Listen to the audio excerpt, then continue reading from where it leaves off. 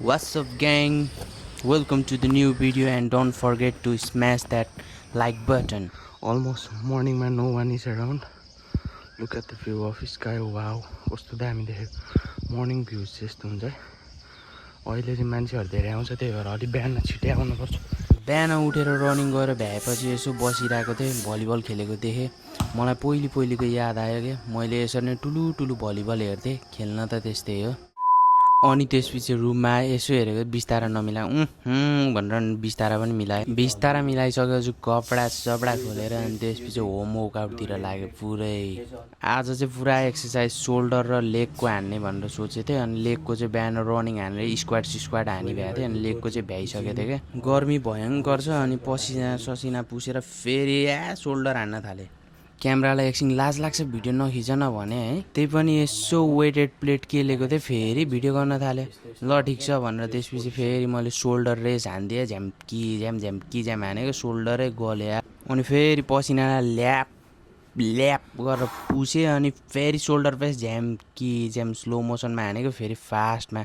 Shoulder press हान्दा गल्यो। अनि त्यसपछि चाहिँ फेरि सोल्डरको अर्को भेराइटी हान्न थालेँ। यसमा चाहिँ प्रायः मिसिन चाहिन्छ, अब घरमा कहाँबाट मिसिन पाउनु, त्यही भएर जुगाड डम्बलले झ्याम्की हाने। भित्र हातमाबाट वेट कम भयो भने क्या। अनि त्यसपछि दुईवटा जम्बलले डम्बल जोडेर पड्काइदिएँ फेरि सोल्डर हान्दै कति त्यो मात्र हान्नु भनेर त्यसपछि डम्बल राखेँ। अनि त्यसपछि सोल्डर रेज यो पनि मिसिनमा हान्छ, तर प्रायः डम्बलले पनि खतरा इफेक्ट हुन्छ क्या। हे डम्बललाई छोडेर त्यसपछि बार लिएर बारले फेरि बजाइदिएँ। मैले त प्रायः स्लो मोसनमा हान्ने, त्यही भएर स्लो मोसनमा पनि देख्न सक्नुहुन्छ। यो चाहिँ बडा इफेक्टिभ हो। यसो बसेँ अनि त्यसपछि यसो भाषण दिँदै ल सोल्डर हाने है, गल्यो मेरो त सोल्डर। अब फोर आर्म्स हान्नुपर्छ किनकि मेरो फोर आर्म्स लिन छ, सानो छ, पातलो छ। यो देख्न सक्नुहुन्छ यस्तो पातलो फोर आर्म्सहरू छ भनेर। त्यही भएर अब म फोर आर्म्सको एक्सर्साइज हान्दैछु भनेर एक्सप्लेन गरेँ। अनि त्यसपछि फेरि त्यही बार लिएर त्यसपछि फेरि फोर आर्म्सको डम्बल ठुलो वेट हान्न लाग्यो भनेकोलाई यो झिक्ने हो क्या। यो लास्टमा हान्ने हो यो सेट चाहिँ। अनि यो झिक्ने हो, 1 प्लेट हान्ने हो, मरिहाल्छन् फेरि।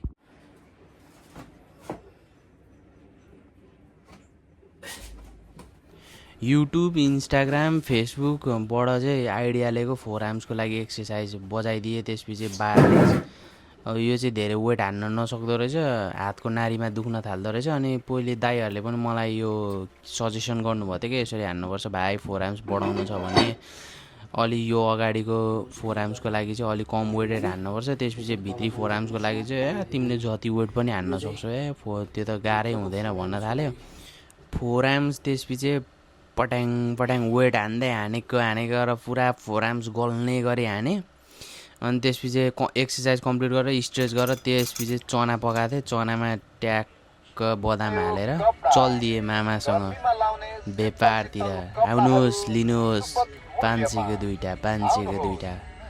ल कटुहरू तपाईँहरूलाई पनि चाहियो भने सम्पर्क गर्न सक्नुहुन्छ। 500 को दुईवटा। मजुरमाराको बजार प्रत्येक सन्डे लाग्ने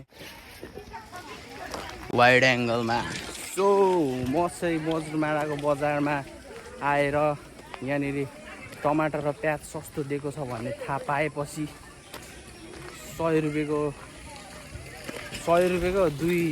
2 केजी प्याज, अनि त्यसपछि 100 रुपियाँको 2 केजी 500 ग्राम कति हुन्छ हो त्यति चाहिँ टमाटर। बट आई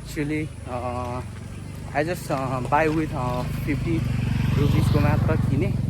अनि सो हामी दुईजना मात्र छ नि त, 50 रुपिसको मात्र किन्दाखेरि 1 किलो त्यो पनि धेरै हुन्छ।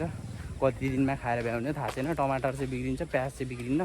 सो एडिसनली मैले पकौडा पनि लिएर आएको छु अनि के भन्छ चिप्ले भेन्डी पनि लिएर आएको छु। ओके।